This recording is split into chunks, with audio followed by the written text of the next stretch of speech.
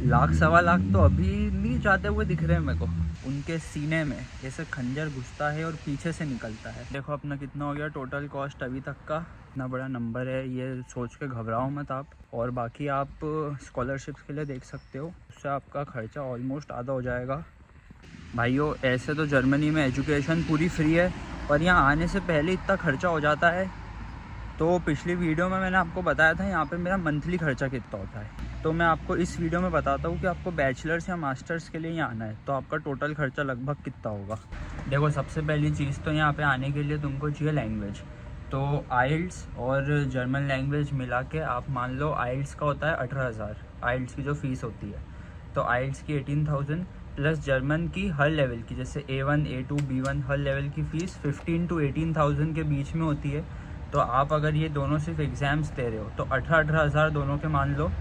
अब आइल्स और जर्मन की आप कोचिंग भी ले सकते हो, पर मैं इसमें कोचिंग का नहीं बता रहा हूँ, मैं इसमें जो आपके फ़िक्स्ड कॉस्ट है जो हर स्टूडेंट के होने ही होने, क्योंकि कोचिंग सब तो लेंगे नहीं, तो जो फिक्स्ड कॉस्ट है मैं वो बताता हूँ। तो ये दोनों एग्ज़ाम्स के आप मिला लो कि आइल्स के 18,000 और जर्मन जितनी भी लैंग्वेज आप करते जाओगे उसके 15 से 18,000 के बीच में। अब जैसे ही आपकी लैंग्वेज सॉर्ट हो जाती है तो आपका सेकेंड स्टेप होता है एप्लीकेशन का। तो एप्लीकेशन फ़ीस आप मान लो 5 से 7,000 के बीच में होती है हर कॉलेज की, यानी आपको एक यूनिवर्सिटी में अप्लाई करना है तो 5 से 7,000 होता है। तो आप अगर 5 या 6 यूनिवर्सिटी में कर रहे हो तो 30-35,000 उसके मान के चलो टोटल एप्लीकेशन के, इसके ऊपर कुछ नहीं लगता है। एक ही एप्लीकेशन फ़ीस लगती है जो आपकी पूरी एप्लीकेशन कवर करती है पर यूनिवर्सिटी। अपना एप्लीकेशन के लिए इंडियंस को स्पेसिफिकली APS की रिक्वायरमेंट होती है। APS आपने सुना ही होगा कहीं ना कहीं। तो APS की आप फ़ीस मान लो 18,000 थी मेरे टाइम पे, तो अभी भी शायद इतनी है, 18 या 20,000 कुछ है। तो APS एडिशनल है इंडियंस के लिए, तो वो 18,000 या 20,000 समथिंग है। लाख सवा लाख तो अभी नहीं जाते हुए दिख रहे हैं मेरे को, पर भाई यही आप एक बार आ जाओ, फिर यहाँ पे फ्री है, पर आने से पहले खर्चा है थोड़ा।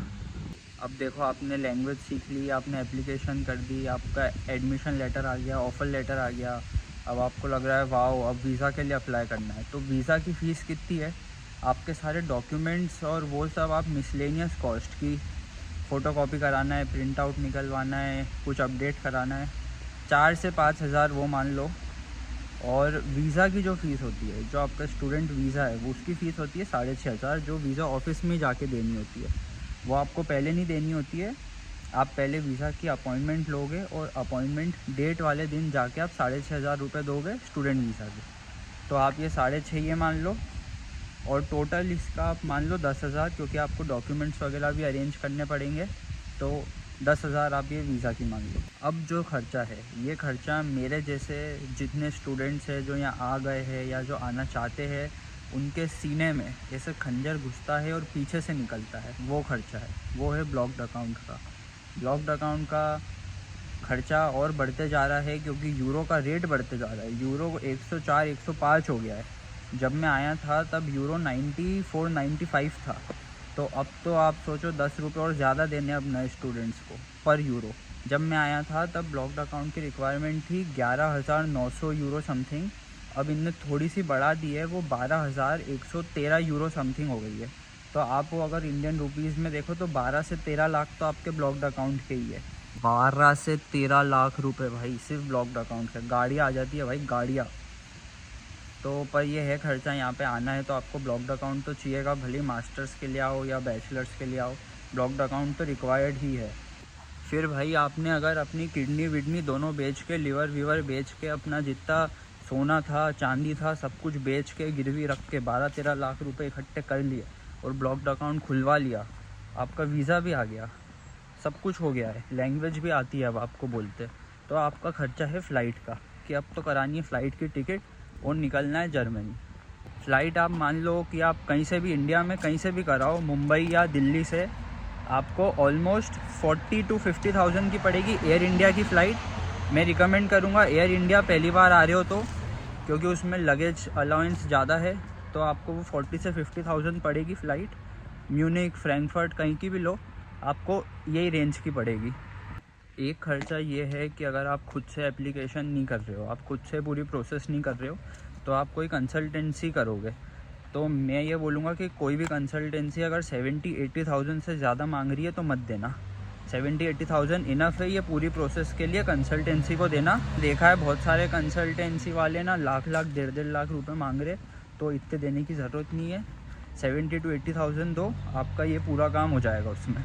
भाई फ़्लाइट्स में 1000-1500 रुपये बचाने के लिए कोई बेकार फ़्लाइट मत कर लेना, ज़्यादा लेओवर वाली या ज़्यादा ड्यूरेशन वाली जो इधर उधर से आती है कहीं से।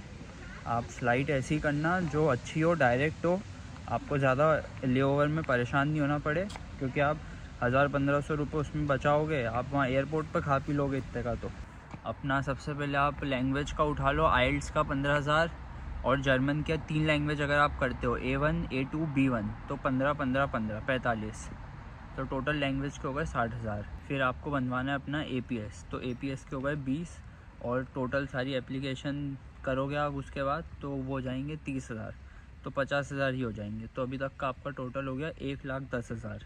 फिर आपको खुलवाना है अपना ब्लॉक्ड अकाउंट के एक साथ मान लो 12 लाख, तो कितने होगा ये 13,10,000 अभी तक टोटल। फिर आपके वीज़ा के पूरा टोटल अपन ने गिने थे 10,000, सारे डॉक्यूमेंट्स और वीज़ा फ़ीस मिला के, तो ये कितने हो गए आपके 13,20,000 हो गए। फिर आप मान लो कि आप अगर कोई कंसल्टेंसी करते हो तो वो 60,000 मान लो, तो आपके कितने हो गए 13,80,000। और फिर उसके बाद आप फ़्लाइट्स मान लो 50,000 की, तो आपके कितने हो गए 14,30,000। तो आपको ये मान लो कि लगभग 13 से 14 लाख रुपए चाहिए अगर आपको बैचलर्स या मास्टर्स के लिए आपको जर्मनी आना है तो। और भाई यहाँ तक अगर वीडियो देख लिया तो लाइक करो, सब्सक्राइब करो, और मेरी इंस्टाग्राम आईडी आपको मैं डिस्क्रिप्शन में दे दूँगा। आपको इसके अलावा और कुछ भी डाउट हो तो आप मेरे को उस पर मैसेज करो। और बाकी यही है, मैं आपको पूरा कॉस्ट बता दिया है, 13-14 लाख रुपए है। आप ये सुन के डरो मत। स्कॉलरशिप्स भी होती है, आप स्कॉलरशिप्स देखो। अगर आप इतना सोच रहे हो कि एकदम इतना सारा अफोर्ड नहीं कर सकते, तो भाई इतना बड़ा नंबर है, ये सोच के घबराओ मत आप। आपको मैंने बता दिया ताकि आप अपने फाइनेंसेस अभी से उस हिसाब से एडजस्ट करो, अपने मम्मी पापा लोग से उस हिसाब से बात करो कि इतने लगभग पैसे लगेंगे। और बाकी आप स्कॉलरशिप्स के लिए देख सकते हो, खासकर मास्टर्स के लिए तो बहुत सारी स्कॉलरशिप्स अवेलेबल है, बैचलर्स के लिए भी थोड़ी बहुत अवेलेबल है। आप स्कॉलरशिप्स देखो, उससे आपका खर्चा ऑलमोस्ट आधा हो जाएगा। अगर तो आप अकेडमिकली बहुत ही एकदम ही तेज़ बच्चे हो कि भाई बिल्कुल 99, 95 10th में, और कॉलेज में भी ऐसे बिल्कुल 9-8 CGPA है, तो आपको बहुत अच्छी स्कॉलरशिप मिल सकती है। तो आप देखो, अगर आप इस टाइप के बच्चे हो तो आप स्कॉलरशिप के लिए बिल्कुल ट्राई करो। बाकी तो क्या है भाई, आपका ये टोटल आपको बता ही दिया है मैंने। आपके ऊपर है अब ये डिसीजन कि इतने पैसे लगा के जाना है कि नहीं जाना है। बाकी सब जो जर्मनी रिलेटेड वीडियोस है वो भी मैंने डाल रखी है मेरे चैनल पे, तो आप एक बार वो भी देख सकते हो, ताकि आपका दिमाग थोड़ा सा और क्लियर हो कि आपको क्या चॉइस लेनी है अपने लिए। बाकी यार कमेंट करो, लाइक करो, सब्सक्राइब करो, इंस्टाग्राम पे भी फॉलो करो यार। इंस्टाग्राम पे भाई फॉलोवर बढ़ नहीं पा रहे यार, कैसे बढ़ाते, किसी को पता है क्या?